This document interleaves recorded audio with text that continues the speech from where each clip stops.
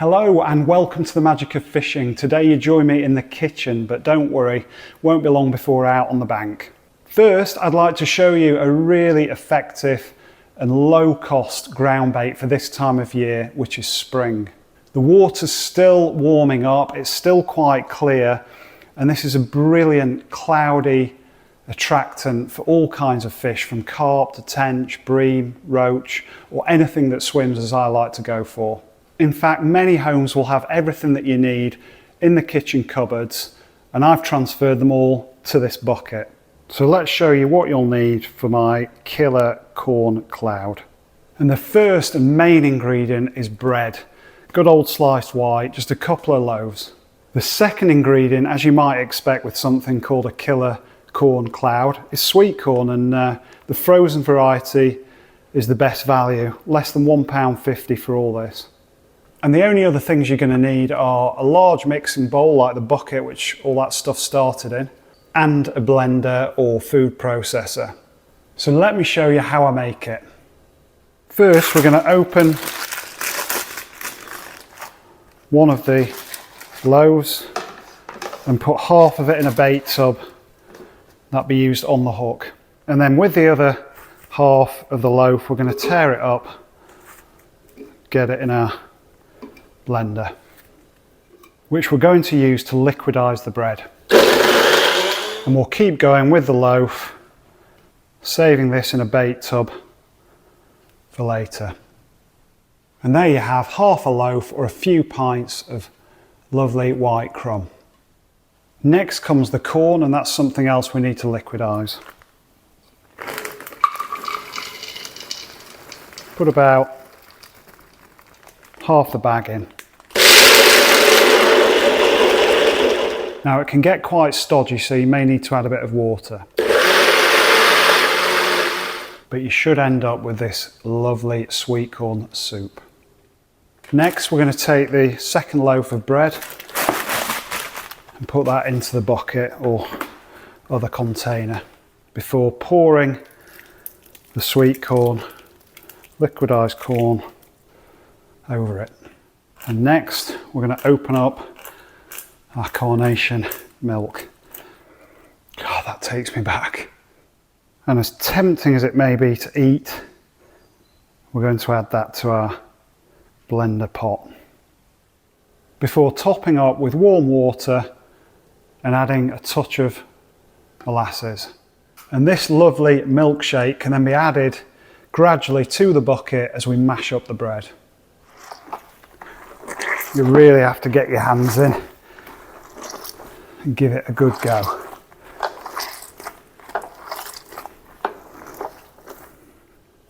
We keep going until you've got a lovely sloppy porridge. And to this I'm going to add 2 particles. Firstly, we're going to add about half the remaining corn, and now we're going to add some hemp. And this just adds even more attraction with the hemp oil and juices to what's already a potent mix. And we'll give that a good stir. And what you're left with is enough feed for maybe 4 sessions. So I'm going to bag up some of this and put it in the freezer, just leave enough for the session that's coming up. And the remainder is going to go into a ground bait bucket, easy for carrying to the bank with a couple of handles. And what we're left with, apart from a messy kitchen, is a really sloppy, high attract ground bait with some particles to keep those fish grubbing around on the bottom once they come to investigate that lovely cloud we're going to create. And that leaves us with the bait, a couple of absolute classics, proven spring winners, deadly on the day. And that's bread, that remainder of the half loaf we kept behind. We've got the breadcrumb to stiffen up the mix as we need, and of course, good old yellow peril. And we're going to finish off the corn with a touch of molasses, which darkens them off and adds that extra sweetness that's going to drive the fish crazy. And there we have it, molasses corn. So that is my killer corn cloud ground bait. We're going to test it on the bank very shortly, but I should give credit where credit's due to one of my lovely viewers, Old School's Gamer. He was the one who suggested trying milk in with mashed bread, and that's not something I'd done in a long time, so it just reminded me of the corn cloud recipe, and I thought I'd give it a go and show you guys how it's made. So now we have, let's get to a local club pond and give it a whirl.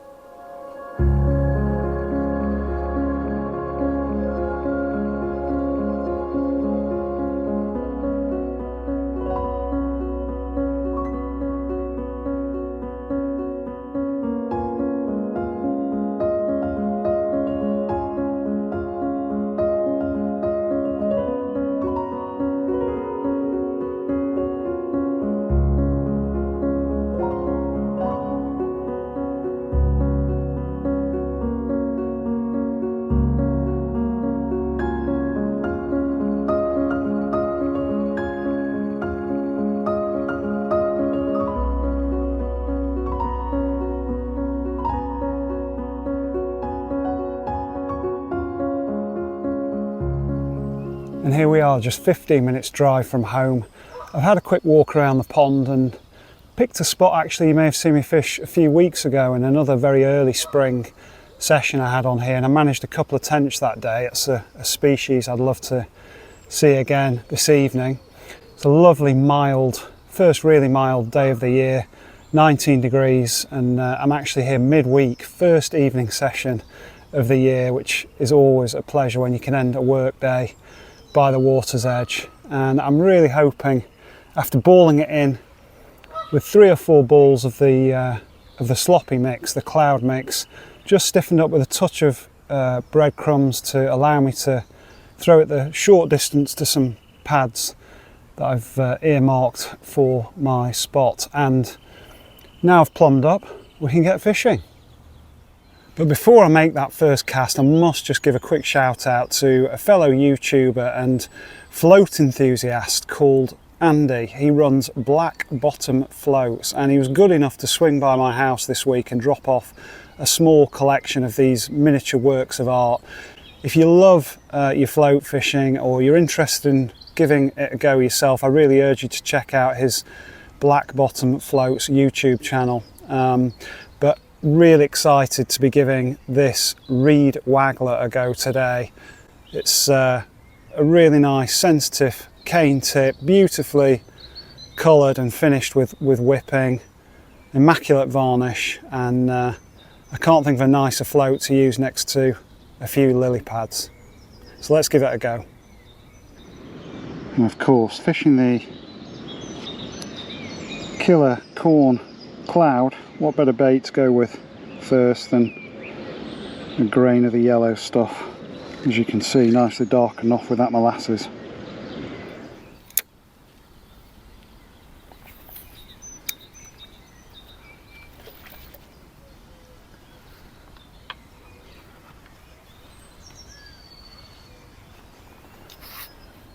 And it's exciting to think that down there towards the bottom of the pond, probably fishing in about 4 or 5 foot of water, probably nearer 5 because the pond's still very full from the wet winter we've had.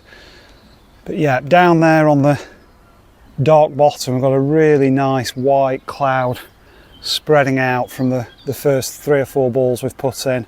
Only small balls, about the size of a golf ball, and those few particles in there, the hemp and the whole pieces of corn, should hopefully be pulling fish into the area as I speak.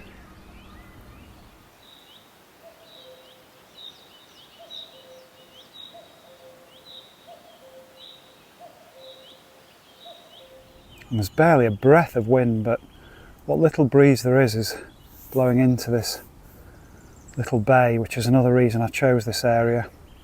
The sun's on it for most of the day, so that means the water will be warming up a bit more on this side of the pond. Had a little knock there. Just bounce, then back up again and again. It's lovely to see that bright red tip just disappear for a fraction of a second. Probably small stuff having a go, but as I was saying, chose this area for several reasons, and there's a nice little ripple coming in where the float is at the moment. You don't want it too windy, because if you are fishing a deeper venue and there's a lot of wind on it, create some tow underneath, and you don't really want this cloudy feed drifting off down the peg. True, it might bring fish in, but you really want it settled on and near the bottom where you're fishing. Obviously it will leave a bit of a cloud falling through the water as well and drag any fish that are in our upper layers down towards the deck. That's fantastic. We've just seen a fish roll over the bait. I don't know if you can just see the bubbles next to the pads, but unfortunately the ripples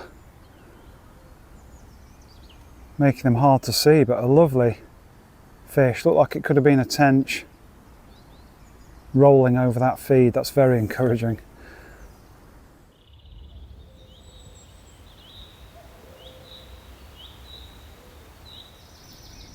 And we're into our first fish. Sailed away. Not a huge fish, but a lovely start. You can really see the bend in the rod and that handmade float just glinting above the water.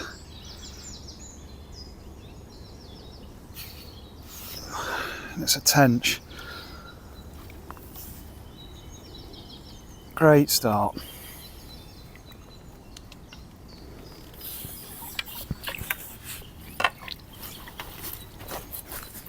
Well, he's not a big one, but that is a beautiful first fish. Nice, very slim actually. Spring tench.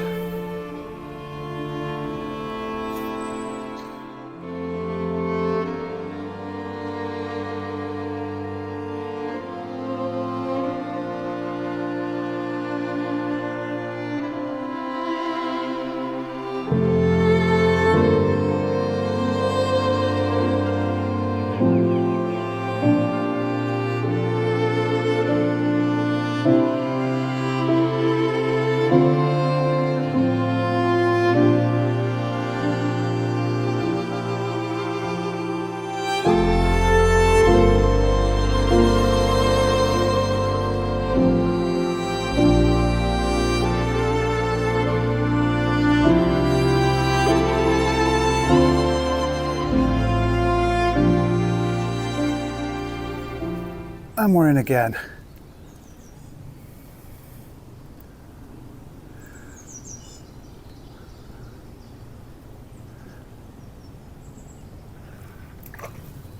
Looks like it could be a skimmer this time.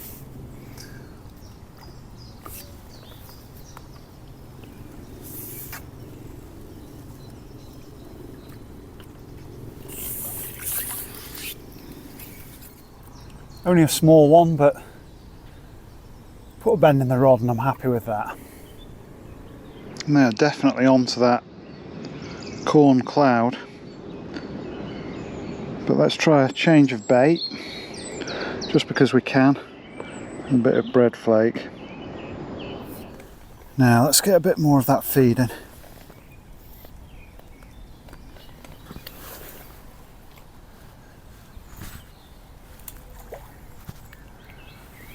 On the money.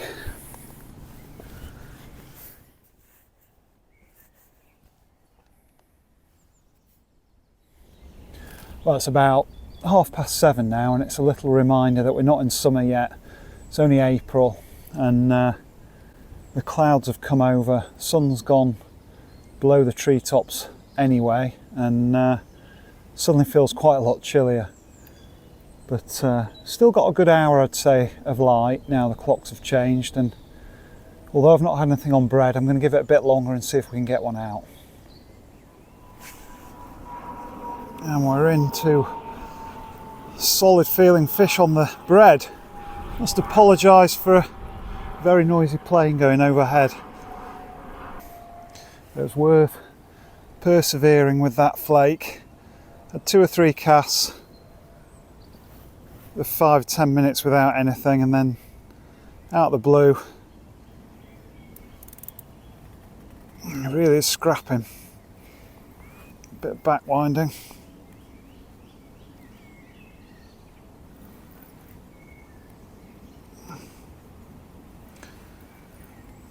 At this time of the year, the pads haven't grown too thick.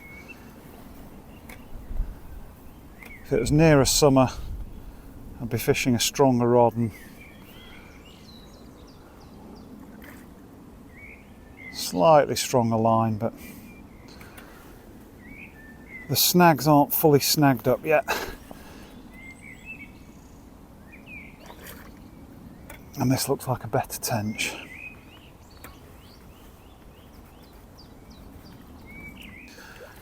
Might just be done.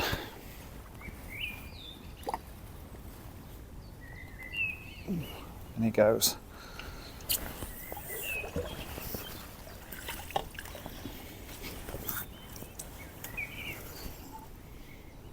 And it's no record shaker, but when you check out that tail, you can see why such an epic fight. Real big paintbrush of a tail on an otherwise very long and another lean tench. Let's get him back. Well, it's nice to get one on the bread and prove that different baits work. Fished over the corn cloud. But let's get back on the corn and see if we can get another fish before it starts getting too dark. And we're straight back in on the corn. Clearly feeding a bit of both corn and bread, but it seems they want the corn, and this is a better skimmer.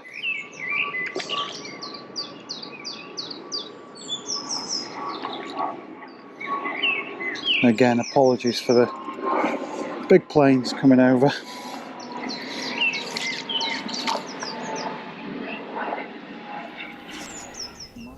Well, straight back out on the corn after trying bread and only having the one tench, and along comes this bream. Quite a old warrior actually, he's got a few scars this side. But another nice fish to the corn cloud. And I think we'll stick with corn for the last 45 minutes or so. I've plenty of bread left over, but that can go in the freezer, or I may well get a chance to use it on Sunday if I'm a lucky boy and get out again.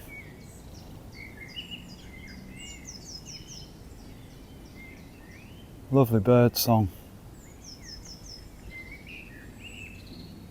When the planes aren't taking off or landing.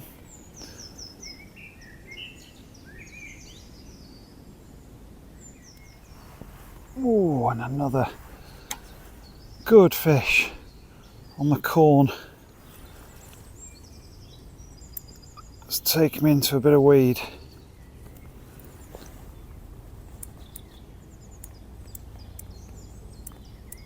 Still a bit of movement.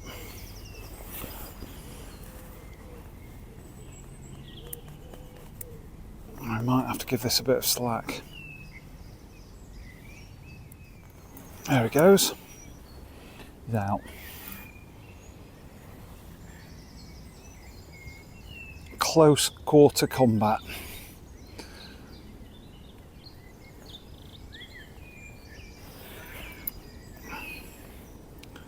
There's a submerged tree down here on the left, and they love to try and get under that. And we got ourselves another tench.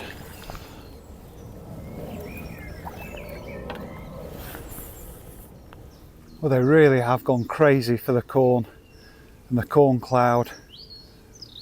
Another huge paddle tail, and I think this is the plumpest one yet. Again, no record breaker, but great fun on float gear with a handmade float, courtesy of Andy.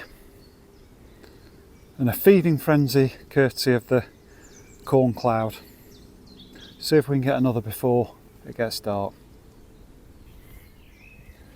Well, as you can see, the light really is starting to fade now.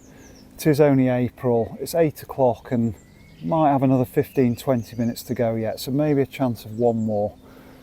But it's just special to be back on the bank on an evening session, midweek.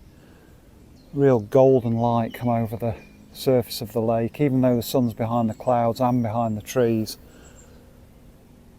Get that really special time of day when there's always a chance of a biggie.